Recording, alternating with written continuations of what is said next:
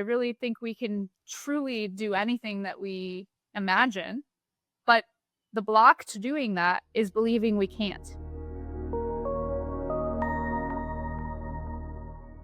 What if the way you're feeling right now, maybe a little bit tired, perhaps you're overstimulated, and maybe you're feeling a little bit unsure? But what if that wasn't your fault? What if you've been trained quietly, slowly, to stop trusting your own perceptions? In today's episode, we talk about the hidden systems shaping what we believe. This is not just about AI or media, but it's about the world that we're living in and how it's being coded to bypass our own awareness. My guest today is Sam Rad. She's a futurist, an anthropologist, and one of the world's leading thinkers on the human implications of emerging technologies. And together, in this conversation, we're going to explore how we can begin to reclaim our perceptual field. This is not about fear, but it is about how we can embody discernment. I'm Andrea Sampson, and this is Sense Making Conversations. You started off your career in anthropology. You spent some time in blockchain and crypto, and then you sort of moved into this area of cognitive security. What are the connecting threads? How did all of that happen?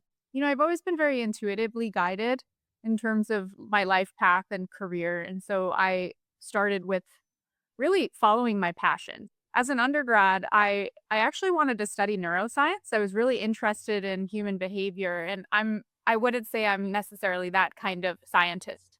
Um, I found out that I really enjoyed people watching. So I joke often that I'm kind of a professional people watcher as an anthropologist. I mean, we're trained essentially in ethnography or participant observer. And that's generally why I was fascinated by human beings and our behavior in a creative way. I was like a theater kid. So I was always writing plays and and watching people, and I was watching people in class, and it was right around the time that people started bringing laptops to classes, and this was a small liberal arts school, and I was just so fascinated by this change in technology infiltrating our lives, and I ended up both writing a play about this, but also one summer starting a tech company as like sort of a commentary. I was filming the whole thing. It was a very like meta analysis of like, wow, technology is going to be a big part of our lives. And I wanted to study it as an anthropologist. Like I wanted to go immerse myself in a digital realm. But like really there were only social media networks just starting to happen. And the anthropology department at my school and later through grad school was like, no way, you can't study. What do you mean study technology? You've got to go off to some village. And I ended up living in a virtual world called Second Life in 2008 or so. And that's where I ended up doing my research both through undergrad and grad school. And I was one of the first anthropologists at the time to really, I wouldn't say spearheading the field of digital anthropology. It just didn't exist yet. No, people didn't Right. study technology through that lens. And then I ended up building businesses. I found my way. I'd say Second Life is actually where I found my way into the idea of virtual economies because it was like this full immersive world where people were living and going to concerts and working and selling stuff and making Linden dollars, which was the in-world currency, and then exchanging it outside of the world. I myself made digital t-shirts because I had to make money to live in this world, right? I found my way pretty early on into Bitcoin and those worlds of virtual assets. And I was just so fascinated, not necessarily with cryptocurrencies per se, but the ideology behind it, which was decentralization or really this idea. And this was 2008, right? With this white paper. And also when I'm like in these virtual worlds. So imagine me, little me, like anthropologist, just peeking around. And like something's shifting in the world. There's distrust of the global financial system. There's the financial crisis. Then there was later Yeah. distrust in things like the media or supply chains or the education system, et cetera. Yeah, I kind of ended up in a few different technological realms across both blockchains, artificial intelligence. Those were a few early companies, and they all shared a theme, which was restoring trust with human connection, both to yourself and your inner trust, but also to each other. our communities, all beings, our planet, and also just human taste and behavior, like really understanding why we do what we do. So after 4 companies and some books and lots of public speaking, I kind of found ourselves where we are now today in this world where I found myself looking at a mirror of myself. So, in part of this research I did over the years, I was one of the first people to also robustly virtually clone myself. And I started this also in 2008.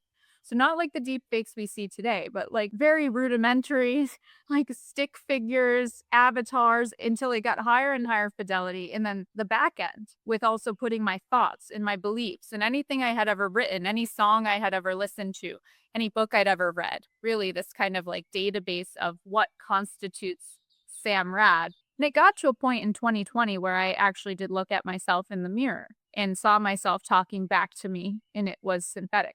I kind of freaked out. I had a little existential crisis because I was like, oh no, oh goodness, this stuff that we're building, which this was a video communication company, but generative AI across all the domains. We were ahead of now where we are today.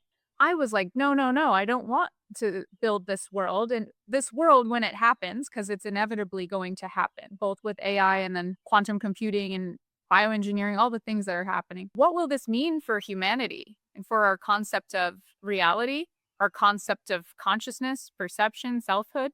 I had the internal experience first, as a futurist might. I'm not just the kind of futurist that like puts my finger to the wind and speculates. I happen to be given this name because I think I actually arrived to places and experienced things a little bit earlier Yeah. than others. And I was like, okay, breathe. And then what will the world need as we collectively navigate a destabilizing transitional moment in time where we find ourselves? A lot of systems are being dismantled. There's a lot of room for newness and opportunity, but also as we get to cognitive security.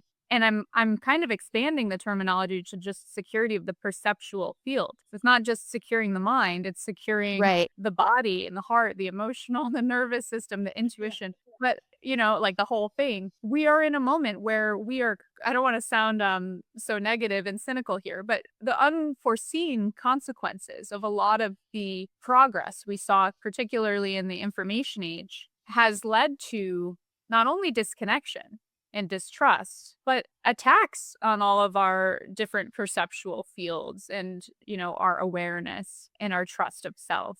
So it's a huge, it became just a point of passion. And that's the long journey. What I just heard you say, coming from this, as an archaeologist looking at history to help us to understand the future, right? And that as a futurist, that's probably a lot of what you do.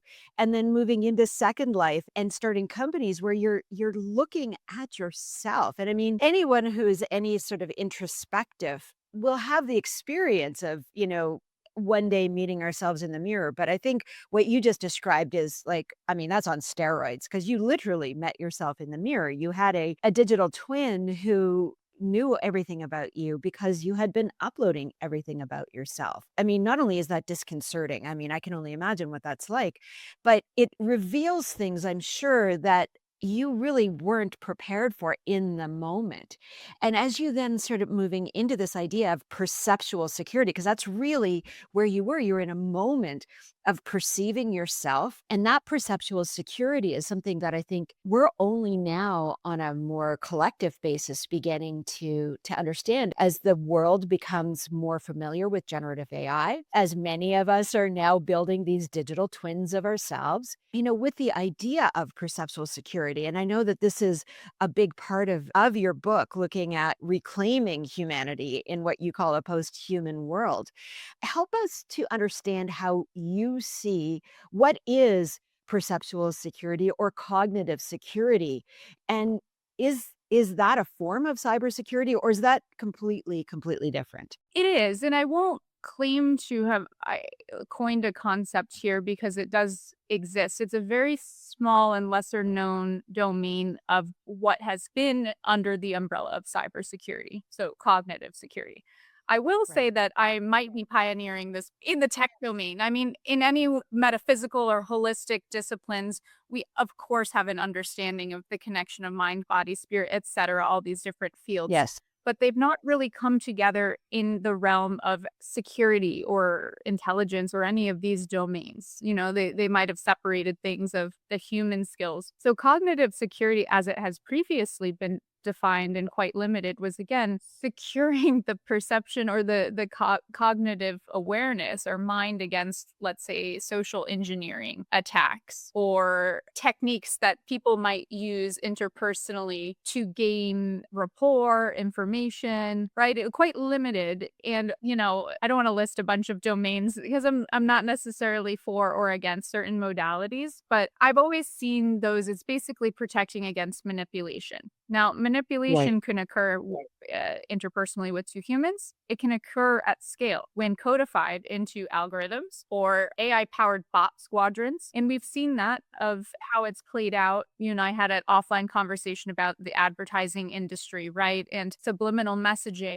or I think a lot about environmental psychology, the way that space or wayfinding is a casino is designed, the scents that are pumped into a hotel, the olfactory senses or smell Yes. is quite powerful in terms of our decision making, right? So of course, let's say hospitality groups would pump in scents for us to feel certain feelings, perhaps at home or connected to a certain hotel chain. When these things are digitized though and replicated at scale, and we start seeing these little mini metaverses like media metaverses or perceptual echo chambers on social media networks, now it's starting to infiltrate all of the sensory and extrasensory perceptual fields.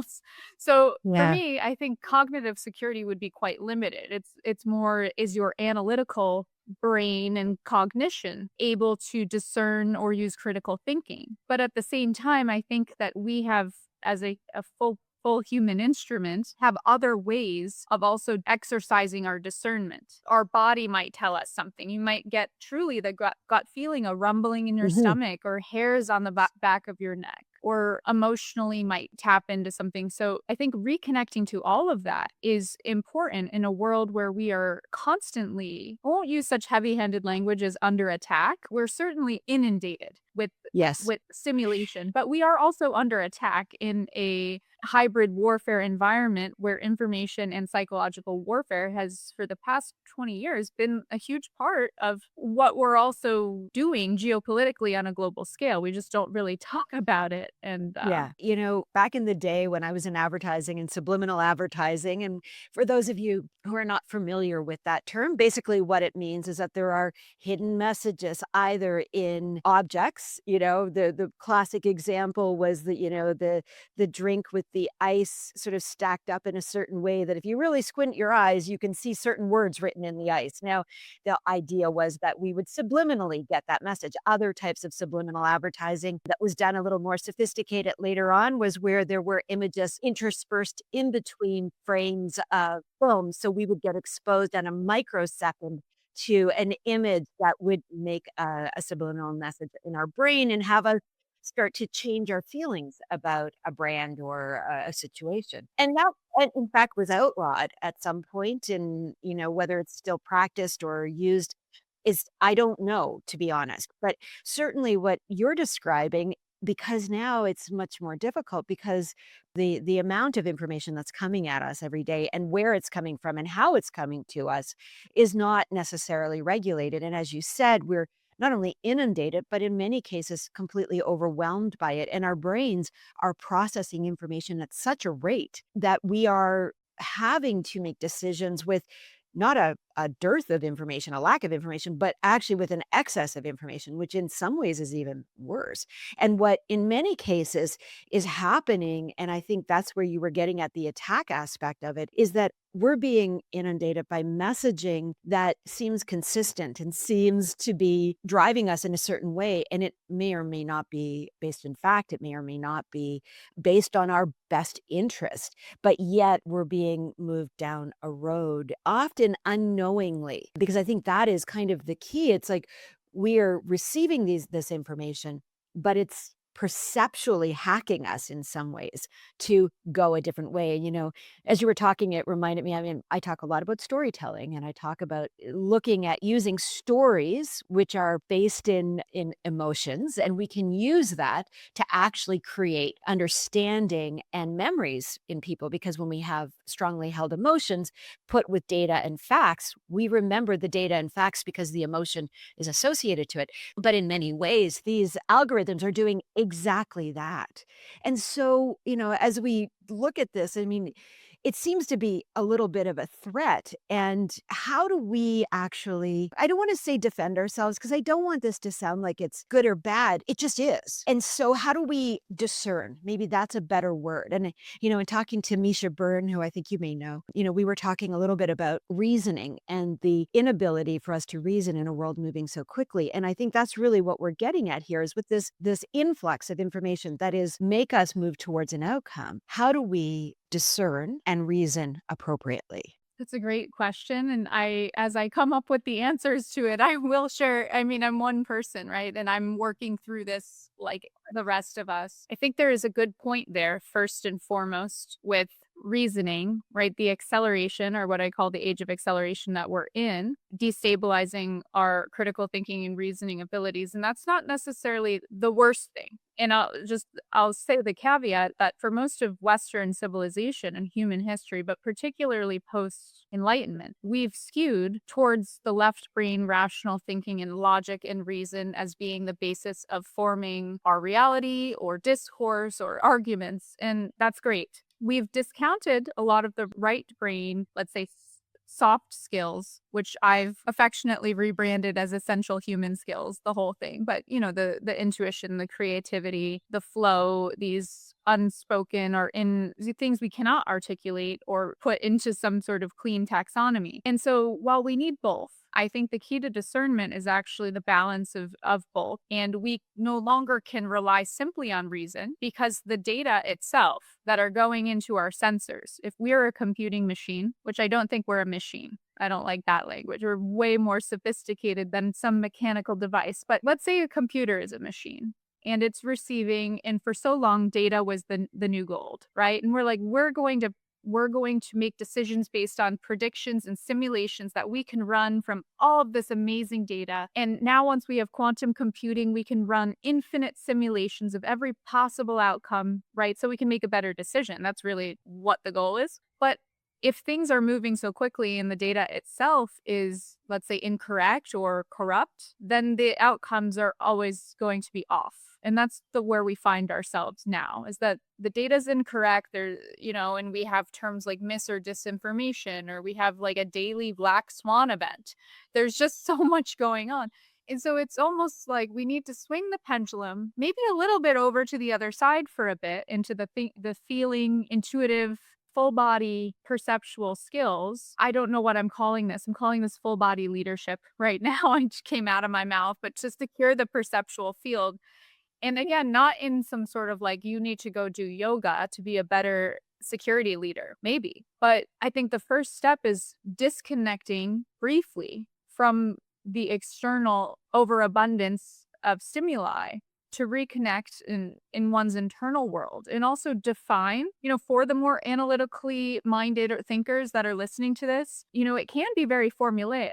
For me, it was actually identifying what I call my oracles, my inner oracles, oracles within. And that's, how does my human instrument, or, this full body discernment organism, make decisions? And it's multifaceted, and there are certain languages it speaks to me in, right? I might feel something like tickling on my left arm. That might mean something to me. Or I might recognize a certain flower in my thoughts. I don't know. And that might tell me something. So the first step is to learn your languages. Learn the languages of all of these different perceptual fields and understand that they are all different for each and every one of us. And then use them and trust them to see when there is both a resonance, something's aligned, and a dissonance. Like you have an aversion to something, or something doesn't feel quite right. Maybe that means let's turn on the analytical mind a little more, do some analysis. But honestly, in the world that we're in, there's so much noise. I sometimes do some kind of fun workshops on perception, when I'm on stage, if I need to play a game, right? And we'll, I don't know, say count the number of lights that you see in this room. And while they're doing that, maybe start playing some like crazy brain rot TikTok videos. And then, pull someone out and then say, what color was the floor? Something like that, where that's sort of simulating very rudimentarily how we're living 24/7. Now, couple that with people not taking care of very basic things like our food system and our bodies, and we're very tend to be more stagnant. So it's not like this overarching, like I have a method, trademarkable, like, the method TM to for perceptual security. It's more that this is a very individual process and kind of intimate process within to reconnect to one's internal languages and then use them.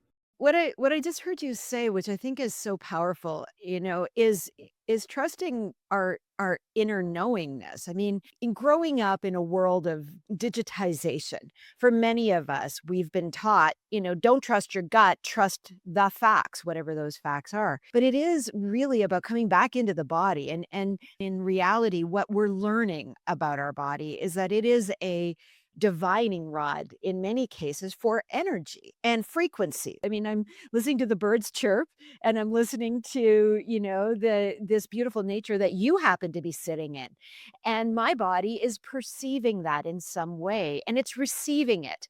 And because it's receiving it, I am now either more relaxed or I'm maybe on guard, depending on what is going on in your world. And as we're talking. But in the past, we've been conditioned often to ignore that, right? And now what we're saying is, look, your body is a full body receiver. Listen to it. Now, it's not to say it's the only thing to listen to, but it is one of the inputs. And many years ago, when I studied neurolinguistic programming, NLP, I remember learning that. I remember actually, at one point in the teaching, they were talking about looking at the person who you were working with and noticing things like their baby finger moving in a certain way or the set of the shoulders at a certain word.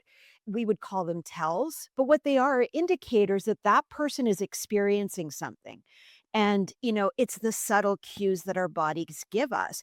And so becoming more in tune with our own bodies and the language that our body is using. And so by understanding those cues and by slowing down, there's where the discernment comes in, right? The discernment of like, slow down, check in with the body. What's the body saying in this moment? And then saying, all right, now look at, should you do deeper research? Should you talk to somebody else? What is the body saying that you need to listen to and then move on? And I think that's powerful because that allows us in a world of overwhelm and a world where input is not going to slow down. It's only going to speed up.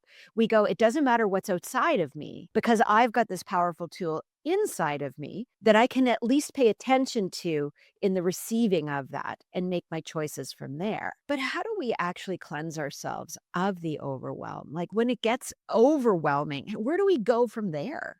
I want to rewind just a little bit on the NLP discussion because I had that was why I was not naming particular modalities. That was the one in my mind that I'm not trained, though many people have been like, who trained you in NLP? I thought they were talking about natural language processing, which I'm like, I am well trained in that. Yes, I'm an expert, one might say.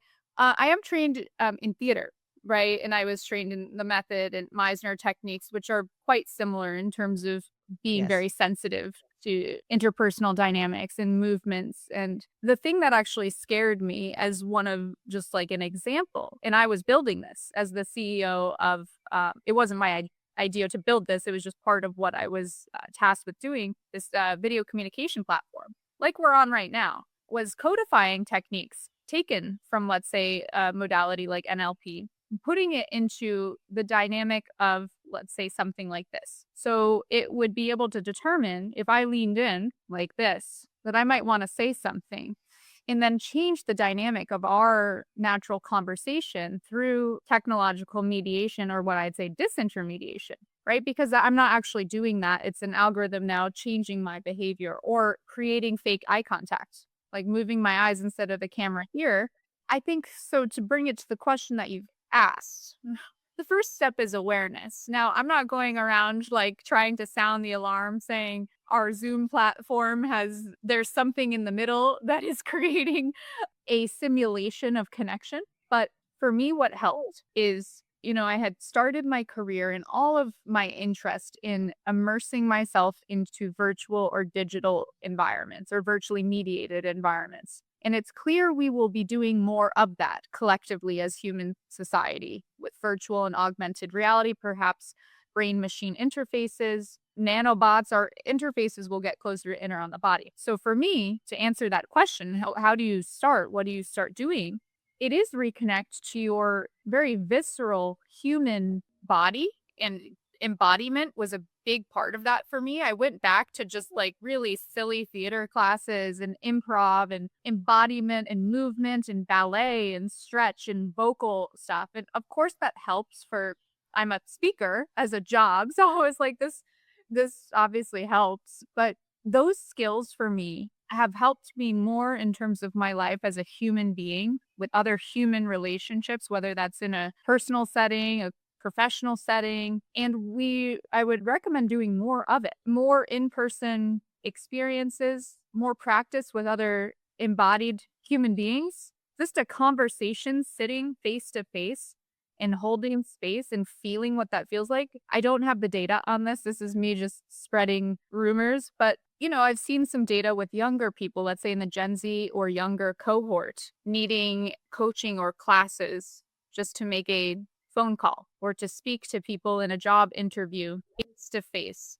Forget about the fact that most of them also are becoming illiterate because autocomplete, they don't need to spell, and actually reading and writing.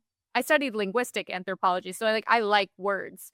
I like communication, I like language, and also studied theater and English. So it's sort of, to me, a world that says we can transcend language through our technologies or through direct transmission. While I myself do love telepathy, real human telepathy, but I think we do need words to think. It's a part of our reasoning and discernment process. I think you did mention that with the other researcher you're referring to, and his research with reasoning. The without language, how do we do that? So I think if he's looking at language and reasoning, and I'm looking at the role of embodiment for discernment, I think the answer is we need more embodied direct interactions. What I'm hearing is we need to acknowledge and be present with our own humanity more often. And what I mean by that is we are embodied humans. Many of us, if we believe in a higher power, we believe that there is some form of animate, what call that a soul, call that a spirit, call it what you will, that lives inside of this beautiful organic body that we are gifted at birth. And we seem to, in some ways, forget about this body that is not just a means of transportation. Like, it doesn't just carry that spirit through life. It actually it's additive to the experience. And so I think what I'm hearing from you is come back into the body. Be aware that we have this incredibly sophisticated tool that gives us so much sensory input and allows us to connect with each other in ways that are profoundly amazing. I just got back from a week away at a large tech conference. And I think during the last few years where we couldn't be together and, there was all of these rules around it, people tended to, do these things virtually. But even a conference, even in as stressful as an environment as that can be, the human connection is so powerful. Talking to somebody about the passion they have for the work they do, or, like just you and I connecting on our deep love of spirituality and the connection to higher powers that are in some way of informing the way we think.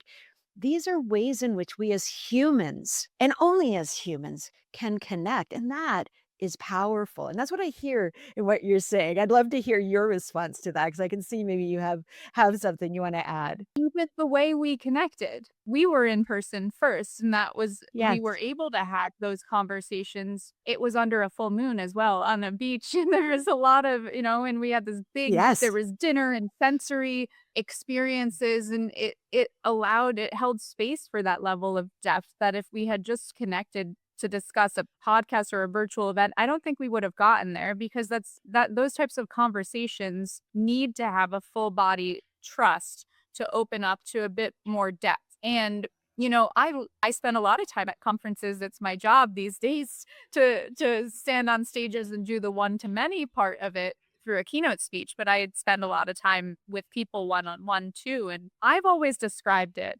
when, I'll speak to an event organizer too. It's not what do you want them to learn, like the audience. It's how do you want them to feel? That's what I lead with. I mean, the answer is usually the same, right? No one says I want you to scare the shit out of them. So sometimes but it's generally like optimistic and energized and open, but yet I'm meeting audiences that are mostly terrified because they're scared of change or they might know that there's a layoff coming. So there's me coming in holding space, and I do consider it almost some sort of energy healing, but energy exchange consensually, of course, where we are collectively through storytelling. I don't use a lot of data. And this was hard for many years because I was doing what I'm doing today, and no one wanted that form of storytelling.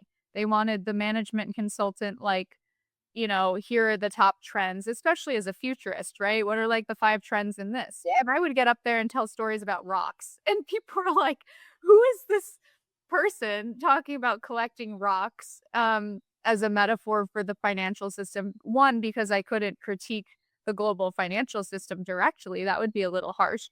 But, these days, it's so encouraging to me that people are wanting to lean into their intuitive or feeling. Again, I'm not saying turn off the analytical cognitive mind, but it's also reacquainting ourselves with those other oracles, as I call them, communicate, perceptual fields, ways of being. And I'm like 100% will always want to be an in-person person. That's why I gravitated towards theater, not film, when I did kind of creative performance. I like that there's authenticity and you can feel an energy exchange and you can make eye contact and you can make mistakes. And it's never the same and it's not robotic and rehearsed, though, I mean, some very great performers can get that way. I'm not one of them. But the more that we have venues for this, spaces for it, not just in a conference that's just happened to be because you brought that up and that's where I work and I'm around the most amount of people. Otherwise, I'm a hermit. We used to have communal community spaces, third spaces, and as our social operating systems, as I refer to them in the book, on every level, not just in the perceptual field, but our communities, our societies shifted, broke down. Certain things fell by the wayside. Faith was another one, right? Like people used to structure post World War II, like mid century era, that was quite, like at least in the US, the design of these suburban communities and clubs and groups and the home environment, faith, like people, that kind of thing. That's shifted, but we now have an opportunity to reimagine what that looks like. How do we want to form face-to-face community? I think that's something that we should keep for maybe our next podcast because I want to keep talking and I'm just aware of, we've been going for a little while. But what I love about what you said, talking about getting together as humans and I was talking to another colleague this morning and she was talking about the need for hope and agency and belonging. And these are things that are so incredibly powerful. And you've touched on all of those. And so as we are maybe wrapping up today, I would love to hear you talk a little bit about what is the hopeful future that you see for us? Like, because I agree with you. I don't want us to go into that place of dystopia because I actually don't believe it. I think we are, as humans, in such an incredible place of power and of growth and of beauty, that and we're just getting used to who we are now. So, how do you see that? What do you see as a hopeful future for us? I am so optimistic. I mean, I'm a deep down a cynic, and I worked through all the nasty dystopian shadow stuff first before I shared the optimism. But I think it's truly, truly remarkable. This, as you say, this the greatest tool or technology ever created is this. We keep creating all these other things, but we've got like the most sophisticated, again, instrument, receiver, antenna, and we don't even know how it works. We don't know half of how the brain works or what consciousness really is, how we connect with the systems around us, how ecosystems of insects. I spent a lot of time in jungles looking at even just a square inch of life and how that works. And I think that we have so much to learn from the organic world or the biological world. And as we continue to discover things through these technological advancements, like the plane flying above, which is also really cool, it can do that. And we move into questioning these big existential questions like the mirror because of AI, or what is the basis of reality? Because we move into quantum computing and we start just throwing around concepts like superposition, that makes us question all of classical physics. I think we're in a renaissance. And the more that we can tell stories, use storytelling as a vehicle to shape a better future and help other people not only align to a collective vision of optimism and interconnection, but the point is everyone, as we go through the process of introspection and breaking down all the external perceptual things that are influencing us, we have the opportunity to get as close as possible to, I wouldn't say pure awareness, but pure being. And what is that authentic expression of each and every one of our individual selves? I mean, we are also collectively connected and perhaps even one at some levels. But in this one, where we are differentiated human beings, it's pretty cool to align to really figuring out like what is that inner voice, that passion, that purpose, and then sharing it with the world. And as we all do that, we will come into a new alignment in a new world. I really think we can truly do anything that we imagine, but the block to doing that is believing we can't. And all these other things that attack attack and distract and siphon energy certainly will prevent us from achieving whatever goals we might set for where humanity should go. But certainly we have a long way to go, right? A lot of us are trapped in situations of scarcity and lacking and war and fear and this stuff. And then, we can change that. We can collectively change that. I believe that. Yeah, through story would be my inspirational. Like story is very powerful. It is. You said it. Words are powerful. You're a linguistic anthropologist. You know the power of words. And stories are, the collection of words that create a vision. And our brains love a vision because that's what they seek then to create. And I think that is so incredibly powerful. Sam, this has been an absolute fascinating conversation, first of all, and not long enough. My God, I could talk to you for hours because I think we both see the world through so many different lenses. And the thing that we both come back to, which I love, is the power of the human themselves and the agency that we all have and the ability for us to connect deeply with ourselves to create more than what we even know exists. I want to pass it over to you to say any last words for our listeners and how can they keep in touch and where do they find this amazing book that you've just written? It is beautiful and incredible. So tell us all the things. Thank you. It kind of looks like my background right now. I didn't It coordinate does. that to be like Go plants and ahead. human and technology and green and blue. Yeah, the book is called Radical Next: Reclaiming Your Humanity in a Post-Human World. It's available wherever books are sold.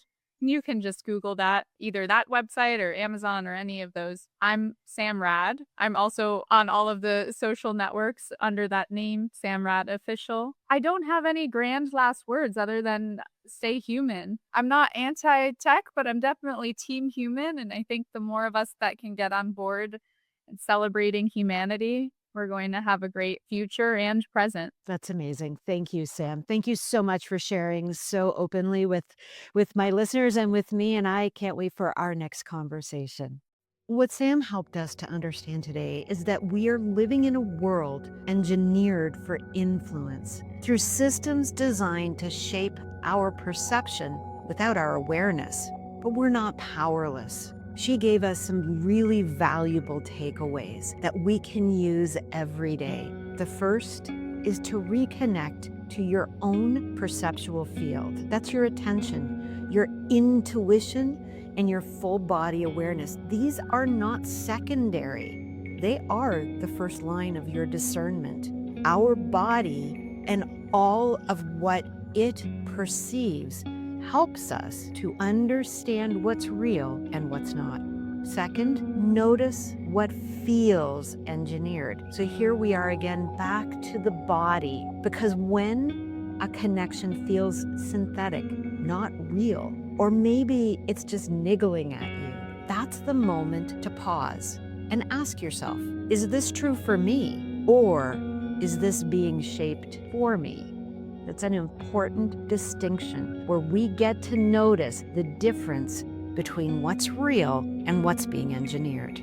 And finally, and I think most importantly, what Sam helped us to remember is to return to presence, human connection, real eye contact, emotion, stories.